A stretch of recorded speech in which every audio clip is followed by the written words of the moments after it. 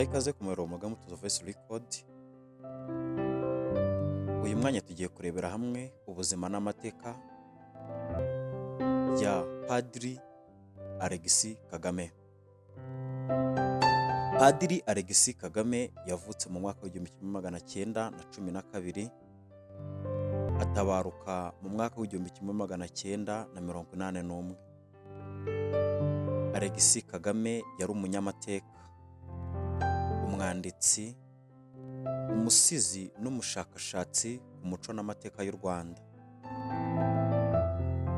Yagize uruhare rukomeye mu kubika no kwandika amateka y'Abanyarwanda, cyane amateka y'ubutegetsi bw'abami n'inkomoko y'umuco nyarwanda. Alexis Kagame yavukiye i Kiyanza mu Buriza, ubu ni mu karere ka Rulindo. Alexis Kagame yakuze ari umwana wifitemo ubuhanga mu kwandika no gutekereza. Yize amashuri ye mu Rwanda, cyane cyane mu iseminari ntoya n'inkuru, aho yagaragaje ubushishozi n'ubuhanga mu byerekeye amateka n'umuco.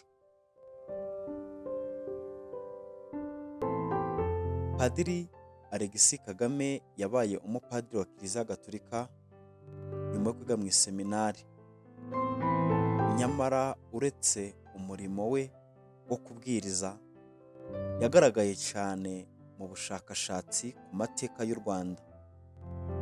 Yakomeje ubushakashatsi bwimbitse ku bwami bw'u Rwanda, imiterere y'ubutegetsi bw'ikirenga cy'abami, ndetse n'uruhare rw'imyizerere gakondo mu mibereho y'Abanyarwanda. Padiri Kagame ni umwe mu banyamateka ba mbere banditse ku Rwanda rukumbi. Yifashishije uburyo bw'imvaho, yanditse ibitabo byinshi: Inganji Karinga,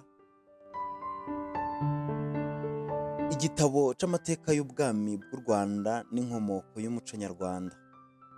Inganji Karinga mu mwaka w'1943.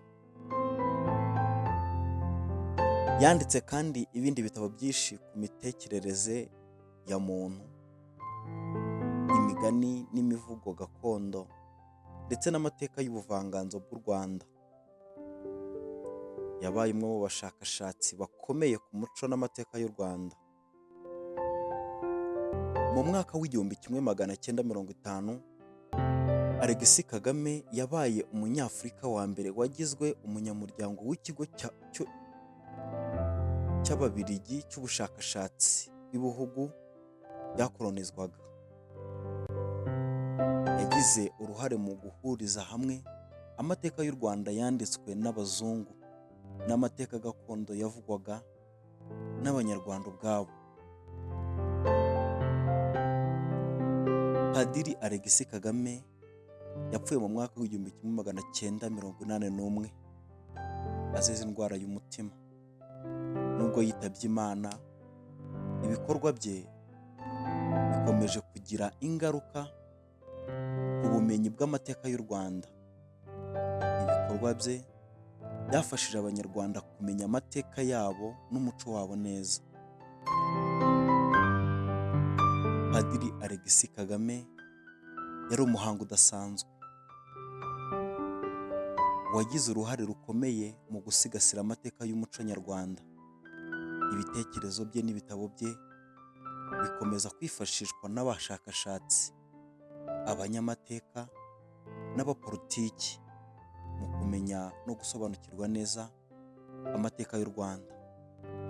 N'ahangaha dusubikiye, nakagaruka.